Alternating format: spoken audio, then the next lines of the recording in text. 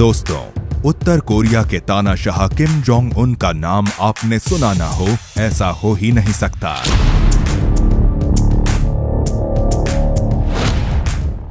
ये अकेला ऐसा शासक है जो हर दिन सुर्खियों में बना रहता है, चाहे वह परमाणु हमले की धमकी हो या फिर तीसरे विश्व युद्ध की शुरुआत के नाम पर ही क्यों ना हो।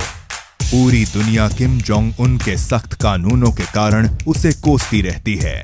ऐसा माना जाता है कि धरती पर अगर कहीं नर्क है तो वो उत्तर कोरिया ही है। उत्तर कोरिया में रहने वाले लोग बाकी देशों में रहने वाले लोगों की तरह आम जिंदगी नहीं जी सकते। वहां पर ऐसे कड़े कानून हैं कि आम इंसान खुलकर आजादी की सांस भी नहीं ले सकता।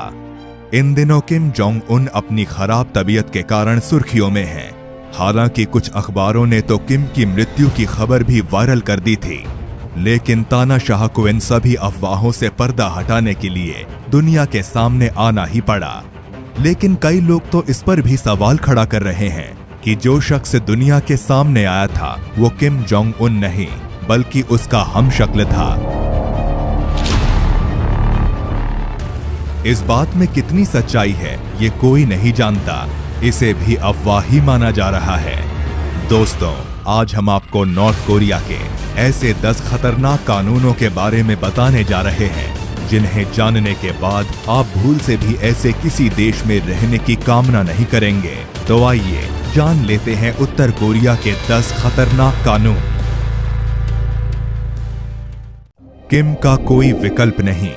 आप सोच रहे होंगे कि उत्तर कोरिया में चुनाव नहीं होता होगा।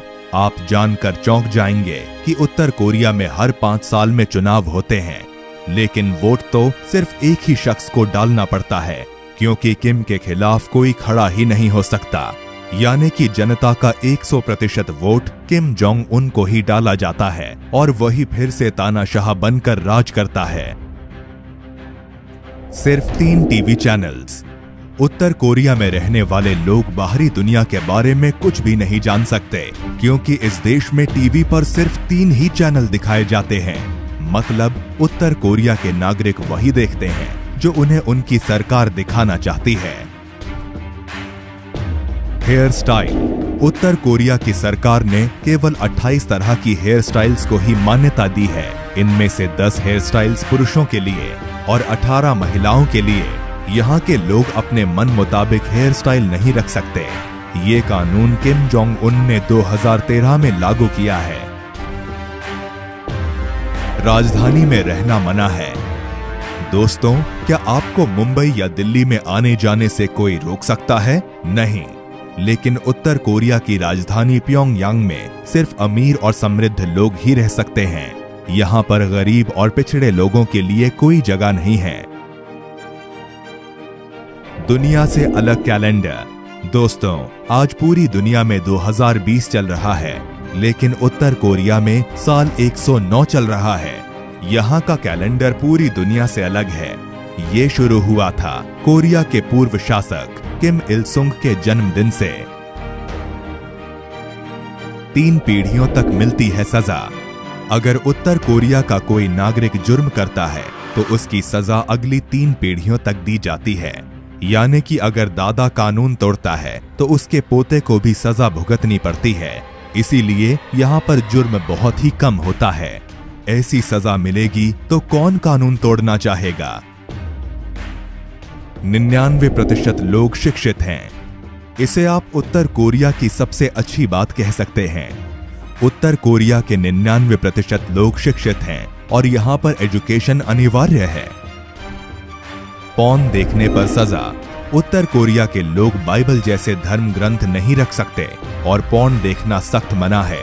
अगर कोई देखता है तो उसे मौत की सजा हो सकती है। वैसे भी लोगों को इंटरनेट का इस्तेमाल करने को मिलता ही नहीं, तो लोग पॉर्न कहां से देख पाएंगे। No traffic lights. उत्तर कोरिया में अगर आप घूमने जाएंगे तो आपको रास्तों पर एक भी ट्रैफिक लाइट नहीं दिखेगी। यहाँ पर ट्रैफिक पुलिस इशारों से ही वाहनों को नियंत्रित करती है। No internet. उत्तर कोरिया में सिर्फ एक ही इंटरनेट कंपनी है जो मात्र 605 लोगों को ही इंटरनेट प्रोवाइड करती है। यहाँ की आम जनता इंटरनेट का इस्तेमाल नहीं कर सकती। आखिरी और महत्वपूर्ण सवाल, क्या दूसरे देश से लोग उत्तर कोरिया में जा सकते हैं?